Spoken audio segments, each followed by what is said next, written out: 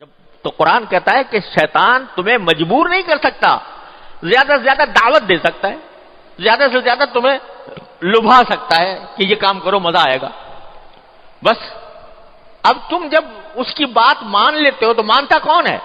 تو تمہارا نفس امارہ، یہ نفس جو گناہوں کا حکم دینے والا ہے وہ مانتا ہے بات شیطان کی، اور جو آگے ڈٹ جائے کہ نہیں ہزار کا ہے شیطان لیکن میں نہیں مانتا اس کی بات، تو وہ شیطان اس کے آگے بالکل ڈھیر ہو جاتا ہے۔ تو ان النفس لامارۃ بالسوء، یہ نفس ہے جو انسان کو برائیوں کا حکم دیتا ہے۔ لیکن جب اللہ تعالیٰ کے فضل و کرم سے، کسی نیک بندے کی صحبت سے، کچھ وعظ و نصیحت سے جب بندہ نفس امارہ کو سمجھ لیتا ہے کہ یہ مجھے تباہی کے راستے پر لے جا رہا ہے، بربادی کے راستے پر لے جا رہا ہے، تو اب اس کے اندر ایک خود وہی نفس جو اس کو برائی کی طرف آمادہ کر رہا تھا، اس کے اندر ایک تبدیلی یہ پیدا ہوتی ہے کہ پہلے تو برائی کرتا تھا اور کان پر جو بھی نہیں رینگتی تھی۔ حدیث میں آتا ہے کہ جب اللہ بچائے انسان نفس امارہ کا غلام بن جاتا ہے تو اگر اس کو کبھی خیال آئے بھی کہ یہ گناہ کا کام ہے، اول تو خیال آتا نہیں، اگر آئے بھی تو اس طرح اڑا دیتا ہے اس کو جیسے ناک پر سے مکھی اڑا دی، اس کا دل میں اس کی کوئی وقت ہی نہیں رکھتا اگر گناہ کا خیال آئے بھی کہ یہ کام گناہ ہے جو میں کر رہا ہوں۔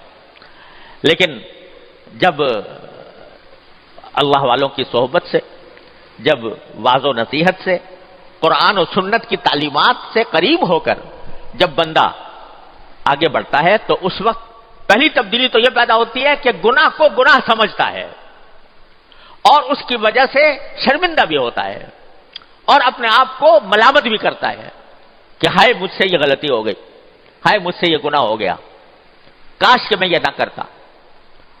تو یہ مرحلہ ہے کہ جس کو قرآن کریم میں تعبیر کیا ہے نفس لوامہ، لا اقسم بیوم القیامت ولا اقسم بالنفس اللوامہ، یہ نفس لوامہ ہو جاتا۔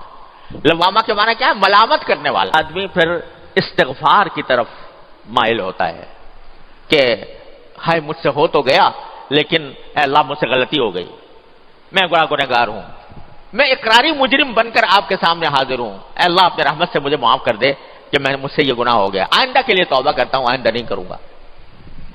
تو نفس لوامہ جو ہے وہ انسان کو نفس امارہ کی گرفت سے رفتہ رفتہ چھڑاتا ہے، رفتہ رفتہ چھڑاتا ہے۔ کس طرح چھڑاتا ہے کہ وہ آدمی جو ہے اس کے دل میں اب ندامتیں پیدا ہو رہی ہیں، پشیمان ہو رہا ہے اور آہیں بھر رہا ہے، اللہ کے سامنے بیٹھتا ہے تو رو رو کر اس سے مانگتا ہے کہ اللہ مجھ سے غلطی ہو گئی مجھے معاف کر دے، یا اللہ مجھ سے غلطی ہو گئی مجھ سے معاف کر دے، استغفار کرتا ہے۔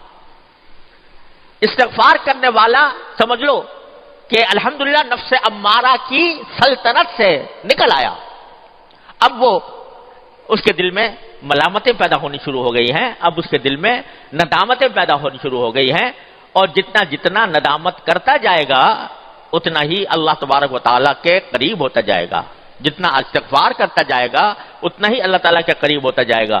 استغفار اور توبہ ایسی چیز ہے جو بڑے سے بڑے گناہ کو پانی سے دھو دیتی ہے، اس واسطے نفس لوامہ ہے تو یہ بہت غنیمت بات ہے۔ اگر گناہ کو گناہ سمجھ رہا ہے، اس پر نادم ہے، شرمسار ہے، اللہ کے سامنے استغفار کرتا ہے تو الحمدللہ سمجھو انشاءاللہ قدم بڑھ رہے ہیں، آگے کی طرف بڑھ رہے ہیں، یہ نفس اب لوامہ ہو چکا ہے۔ اللہ بچائے بری بلا یہ ہے کہ چوری اور سینہ زوری، کہ آدمی گناہ کرے اور اس گناہ کو صحیح سمجھے، کوئی دوسرا اگر ٹوکے بھی تو کہے گی تم دقیانوسی باتیں کر رہے ہو، تم پرانی باتیں کر رہے ہو، اب تو زمانہ بدل گیا، اب کے حالات بدل گئے، اب تم ہمیں 1400 سال پہلے کے زمانے کی طرف لے جانا چاہتے ہو، بحثیں کرتا ہے، یہ ہے نفس امارہ۔ لیکن کوئی کہتا ہے بھئی ہاں واقعتاً کوئی کسی نے گناہ کی طرف توجہ دلائی، بھئی واقعتاً ہے تو وہی میں مبتلا ہو گیا اس گناہ کے اندر، لیکن اقرار کرتا ہوں کہ یہ گناہ ہے، ندامت کا اظہار کرتا ہوں کہ یہ گناہ ہے، اللہ سے مانگتا ہوں کہ اللہ مجھے میری مغفرت فرما دے، تو اب یہ نفس لوامہ بن گیا۔ نفس لوامہ جو ہے پہلے تو ملامت پیدا کرتا ہے، گناہ تو ہوا مگر ساتھ ہی دل میں ملامت بھی ہوئی، پہلے تو ملامت پیدا کرتا ہے، یہ ملامت انسان کو مجاہدے پر آمادہ کرتی ہے بعد میں. نفس لوامہ صحیح معنی میں وہ ہے کہ جو انسان کو پھر آمادہ کرتی ہے اس بات پر کہ آئندہ نہ کروں، اور وہ اس کے لیے مشقت مجاہدہ کرتا ہے. مشقت دل تو چاہ رہا ہے لیکن آدمی اپنے آپ سے کہتا ہے کہ دیکھو کتنی مرتبہ مجھ سے یہ غلطی ہوئی ہے اور میرے دل نے مجھے ملامت بھی کی ہے، میں نادم بھی ہوا ہوں، میں نے استغفار بھی کیا ہے، لیکن پھر بھی میں جا رہا ہوں. آخر کوئی حد تو ہوگی اس کی، آخر کوئی انتہا تو ہوگی.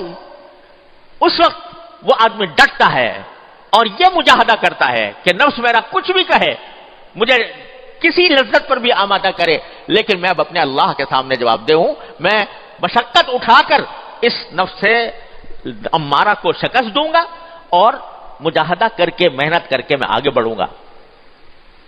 تو جب یہ مرحلہ آ جاتا ہے تو جاہدوا فی سبیلہ، اللہ کے راستے میں جہاد شروع ہو گیا، اللہ کے راستے میں مجاہدہ شروع ہو گیا، اور انسان جو ہے وہ اس پر ڈٹ گیا، کچھ ہو جائے مگر اللہ کے ساتھ اللہ کی نافرمانی نہیں کروں گا، یہ دل میں اس کے داعیہ پیدا ہوتا ہے. تو نفس لوامہ اس کو لے جاتا ہے گناہوں سے بچنے کی طرف، مجاہدے کی طرف کہ مجاہدہ کروں گا. جب یہ مجاہدہ چلتا رہتا ہے تو شروع میں ایسا ہوتا ہے کہ انسان کی اپنے نفس اور شیطان سے کشتی ہوتی ہے، مقابلہ ہوتا ہے، اور مقابلے اور کشتی میں کبھی اس نے ڈھا دیا کبھی اس نے ڈھا دیا، کبھی یہ غالب آ گیا اور نفس امارہ کو شکست دے دی، نفس لوامہ بن گیا نا، تو اب کبھی نفس امارہ کو شکست دے دی، الحمدللہ اس پر اللہ کا شکر ادا کرتا ہے. کبھی کسی وقت موقع پاتا ہے تو وہ پھر دوبارہ ڈس جاتا ہے، دوبارہ آ کر نفس امارہ حملہ کر دیتا ہے اور یہ چت ہو جاتا ہے. لیکن چت ہونے کے باوجود اس پر سینہ زوری نہیں کرتا، دوبارہ اللہ تبارک و تعالیٰ کی بارگاہ میں حاضر ہوتا ہے. یا اللہ، میں نے ارادہ تو کیا تھا، میں نے ایک مرتبہ اس کو شکست بھی دی تھی، میں نے اپنے آپ کو مجاہدہ کرنے پر آمادہ بھی کیا تھا، لیکن پھر میں مبتلا ہو گیا اپنے نفس کے، یا اللہ مجھے معاف کر دے، یا اللہ مجھے معاف کر دے. تو کیا ہوتا ہے کہ جب استغفار کثرت سے کرتا رہتا ہے بندہ، استغفار کثرت سے کرتا رہتا ہے اور مجاہدہ کرتا رہتا ہے اور کوشش کرتا رہتا ہے، تو ایک وقت ایسا آ جاتا ہے، اور ضرور آ جاتا ہے کہ اب یہ نفس مطمئنہ بن جاتا ہے. نفس مطمئنہ، یا ایتھا النفس المطمئنہ ارجعی الی ربک راضیۃ مرضیہ. نفس مطمئنہ بننے کے کیا معنی؟ کہ اب اس میں خواہشیں ہی اچھی پیدا ہوتی ہیں، اب اس میں وہ خواہشیں جو پرانی ہوا کرتی تھیں، گناہوں کی خواہش اور معصیتوں کی خواہش، وہ خواہشیں دب جاتی ہیں. یہ سمجھ لو فنا نہیں ہوتی لیکن دھیمی پڑ جاتی ہیں، ہلکی پڑ جاتی ہیں، اور دھیمی ہلکی پڑ جانے کے نتیجے میں جو اچھی خواہشات ہیں وہ ابھر کر آتی ہیں، اور اس کا نتیجہ یہ ہوتا ہے کہ آدمی بڑا اطمینان کی زندگی گزارتا ہے. الحمدللہ میں اپنے رب کے آگے سرخ روح ہوں گا انشاءاللہ. یہ نفس مطمئنہ ہے. آخر میں جا کر نتیجہ یہ نکلتا ہے، شروع ہوا تھا نفس امارہ سے اور انتہا ہوئی آ کر نفس مطمئنہ پر. لیکن کس طرح ہوئی؟ مجاہدے سے ہوئی، کوشش کر کے ہوئی. ہاتھ پہ ہاتھ دھر کے بیٹھ جائے آدمی اور یہ چاہے کہ میں چھلانگ لگا کر نفس مطمئنہ پیدا کر لوں، یہ نہیں ہو سکتا. ان مدارج سے گزرنا پڑے گا. ان مدارج سے گزرنے کے لیے مجاہدہ کرنا پڑے گا، اپنے آپ کو تیار کرنا پڑے گا، مشقتیں اٹھانی پڑیں گی. اور اس میں اگر دل ٹوٹتا ہے تو ٹوٹے، آرزویں برباد ہوتی ہیں تو ہوں، تمنائیں پامال ہوتی ہیں تو ہوا کریں، لیکن میں اپنے اللہ کو راضی کرنے کے لیے تیار ہوں. تو یہ سارے مدارج ہیں جن سے انسان گزرتا ہے تو اس کو نفس مطمئنہ حاصل ہو جاتا ہے. اور قرآن کریم کہتا ہے کہ جب نفس مطمئنہ حاصل ہو جاتا ہے اور اس انسان کا انتقال ہوتا ہے، جب اس کو موت آتی ہے، تو یہ کہا جاتا ہے کہ یا ایتھا النفس المطمئنہ ارجعی الی ربک راضیۃ مرضیہ. یہ آواز آتی ہے باقاعدہ، یہ اعلان ہوتا ہے کہ اے نفس مطمئنہ اب اپنے پروردگار کی طرف لوٹ جا، ایسی طرح لوٹ جا کہ راضیۃ مرضیہ، تو اللہ سے راضی اور اللہ تجھ سے راضی. فادخلی فی عبادی وادخلی جنتی، اب میرے بندوں میں داخل ہو جا، اب میری جنت میں داخل ہو جا. تو یہ سارا کچھ جو ہوتا ہے نا بھائی، یہ مجاہدے سے ہوتا ہے. مجاہدہ کیا ہے؟ کہ نفس کی خواہشات کی خلاف ورزی کرے انسان اور اپنے آپ کو روکے، گناہ سے روکے. جب گناہ کا تقاضا پیدا ہو تو اس سے چاہے کتنا ہی دل مچل رہا ہو، لیکن آدمی زبردستی کر کے اس سے اپنے آپ کو روکے. اور اگر کبھی پھسل جائے تو فوراً اللہ تبارک و تعالیٰ کی بارگاہ میں حاضر ہو کر استغفار کرے، توبہ کرے، غلطی پر اصرار نہ کرے. کتنا پیار سے اللہ تعالیٰ فرماتے ہیں والذین اذا فعلوا فاحشة او ظلموا انفسهم ذکروا اللہ فاستغفروا لذنوبهم ومن یغفر الذنوب الا اللہ ولم یصروا علی ما فعلوا وهم یعلمون. کیا پیار سے فرما رہے ہیں اللہ تعالیٰ کہ جن سے کوئی بے حیائی کا کام ہو گیا یا انہوں نے اپنی جانوں پر ظلم کر لیا، جانوں پر ظلم کرنے کے معنی کوئی گناہ کا ارتکاب کر لیا، تو کیا ہوگا؟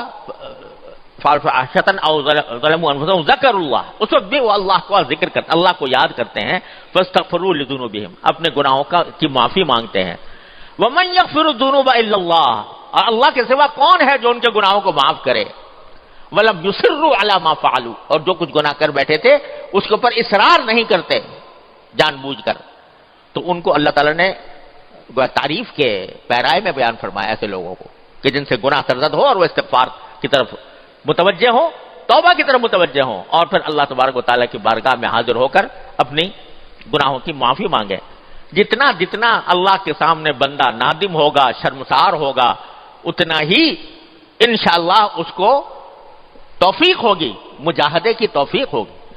اور مجاہدے کی توفیق ہوگی تو انشاءاللہ نفس مطمئنہ کی طرف قدم بڑھتے جائیں گے. یہ جو ہے نا استغفار، اس کو معمولی بات نہ سمجھو، اور اپنے گناہوں پر حسرت اور ندامت اس کو معمولی بات نہ سمجھو. یہ جو ہے یہ انسان کو بالآخر انشاءاللہ نفس مطمئنہ تک پہنچائے گی، ضرور پہنچائے گی. ہمارے بزرگ تھے حضرت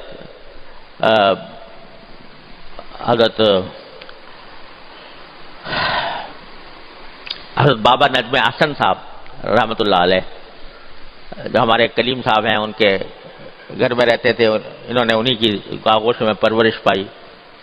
تو اللہ تبارک و تعالیٰ نے ان کو حضرت حکیم الامت قدس اللہ تعالیٰ سرہ کی صحبت عطا فرمائی تھی، اور ان کے خلیفہ بھی تھے. بظاہر تو جدید تعلیم یافتہ تھے، کوئی باقاعدہ درس نظامی پڑھے ہوئے نہیں تھے، لیکن اللہ تعالیٰ نے حضرت حکیم الامت کی صحبت نصیب فرمائی تو اللہ تعالیٰ نے ان کو خلافت بھی عطا فرمائی. شاعر بھی بہت اچھے تھے. ان کا ایک شعر مجھے بہت ہی یاد آتا ہے اور بڑا اچھا لگتا ہے. وہ فرماتے ہیں کہ دولتیں مل گئی ہے آہوں کی، دولتیں مل گئی ہے آہوں کی، ایسی تیسی میرے گناہوں کی. یعنی جب یہ آہوں کی دولت مل جائے کہ آدمی اللہ کے سامنے آہیں بھرے، یا اللہ میں مبتلا ہو گیا ہوں، آہیں بھرے، تو اس آہیں بھرنے کے نتیجے میں کیا ہوتا ہے کہ وہ گناہوں کی جو ظلمت ہے اس کو اللہ تعالیٰ رفتہ رفتہ کر کے دور کر دیں گے. تو دولتیں مل گئی ہے آہوں کی، ایسی تیسی میرے گناہوں کی. یعنی اب گناہ جو ہے میرا کچھ بگاڑ نہیں سکتا، کیونکہ مجھے استغفار کی دولت مل گئی، توبہ کی دولت مل گئی اللہ تبارک و تعالیٰ کے بارگاہ میں. تو اس کو معمولی نہ سمجھو. جب کبھی کوئی غلطی ہو جائے تو اس غلطی کو صحیح کرنے کے لیے کوئی تعویلیں نہ کرو. یہ نہ کہو کہ بھائی ہم تو ایسے ہی ماحول میں پیدا ہوئے ہیں، یہاں پر چاروں طرف گناہوں کی ظلمت پھیلی ہوئی ہے، تو کیا کریں، ہم تو دنیا جس طرف جا رہی ہے ساری دنیا اسی طرف جا رہی ہے، چلو میں بھی جا رہا ہوں تو کیا ہے.